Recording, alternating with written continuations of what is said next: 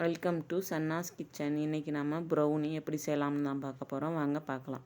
அதுக்கு நான் 1 cup choco chips எடுத்திருக்கேன். 1 கப் பட்டர் எடுத்து அது நல்லா டபுள் பாயிலிங் மெத்தடில் நாம் அதை ஹீட் பண்ணிக்கிட்டு அந்த மிக்சிங் வந்து நல்லா கலந்து விட்டதுக்கு பிறகு சாக்கோ சிப்ஸு அந்த பட்டரும் நல்லா கரைகிற அளவுக்கு நம்ம வந்து பேட்டரை ரெடி பண்ணிக்கிற வேண்டியது தான். அடுத்து அதை கூலிங் இது பேட்டர் ரெடி ஆனதும் அதை கூல் பண்ண வச்சுட்டு ஒரு கேக் டின்னில் நம்ம நெய் அல்லது எண்ணெய் தடவி அது மேலே மைதா மாவை கொஞ்சம் டஸ்ட் பண்ணி வச்சுக்கிட்டு கேக் டின்னை ரெடி பண்ணி வச்சுக்கிட்டு அதுக்கு பிறகு நம்ம ரெண்டு கப்பு சர்க்கரை எடுத்துகிட்டு 3 முட்டை அதில் உடச்சி ஊற்றிக்கிட்டு 3 முட்டை அதில் உடச்சி ஊற்றி கொஞ்சமாக உப்பு போட்டு இதை நல்லா கலந்து விட்டுக்கிட்டே இருக்கணும். கொஞ்சம் பேக்கிங் சோடாவும் போட்டுக்கலாம். கலந்து விட்டுக்கிட்டே இருந்துட்டு நம்ம அந்த கூல் பண்ண வச்சிருந்த அந்த மிக்ஸையும் எடுத்து இதோட சேர்த்து ஊற்றிக்க வேண்டியது தான்.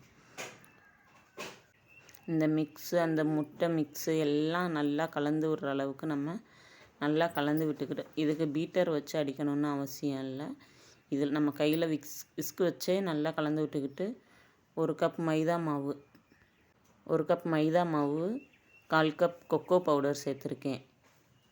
நல்லா எல்லா மிக்ஸும் நல்லா கலக்கிற அளவுக்கு நம்ம விக்ஸை வச்சு கலந்துக்கிட்டே இருக்கணும்.